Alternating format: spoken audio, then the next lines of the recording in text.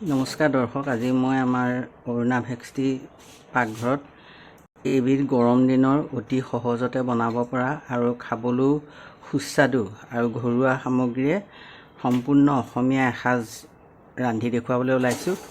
তাৰ কাৰণে মই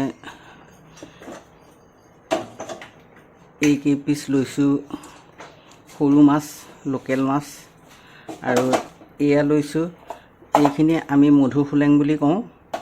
এইখিনি মিহি মিহিকৈ মধুসোলেংখিনি কাটি লৈছোঁ। এইটো কিছুমানে মধু টেঙা বুলি কয়, কিছুমানে সোলেং টেঙা বুলি কয়, কিন্তু আমি মধুসোলেং বুলি কওঁ। এইটো নেচাৰেলি এটা টেঙা সোৱাদযুক্ত শাক হয়।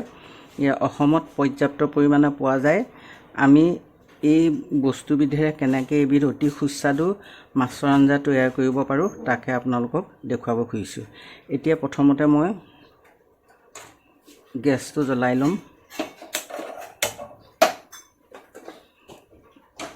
কেৰাহীখন পাতি দিছোঁ।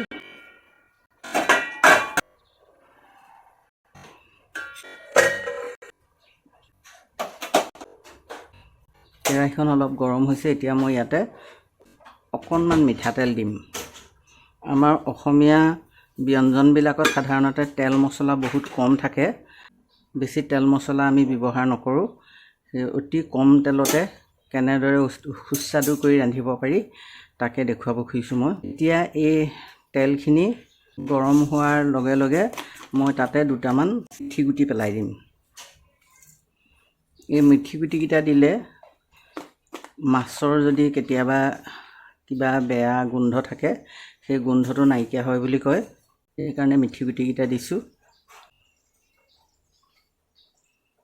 মিঠিকেইটা ক'লা হয় মানে অলপ ৰ'ব লাগিব। মিঠি গুটিকেইটা ক'লা হ'লে তাৰ পৰা এটা ধুনীয়া গোন্ধ ওলায়। এই ক'লা হোৱাৰ আগতে দিব নালাগে, ক'লা হোৱাৰ পাছতহে মাছ দিব লাগে ইয়াতে। এতিয়া ক'লা বৰণ ধৰি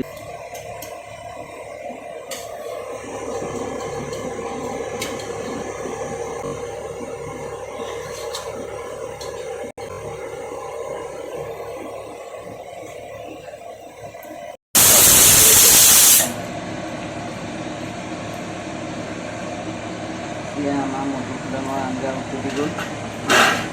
মাছেৰে মাছ দিয়া মধুসোলেঙৰ আঞ্জা। ইয়াতে মই এতিয়া অকণমান মান ধনিয়া দি দিছোঁ। মান ধনিয়া অকণমান দিলেও বহুতো ধুনীয়া ওলায়, সেইকাৰণে মান ধনিয়া দিছোঁ।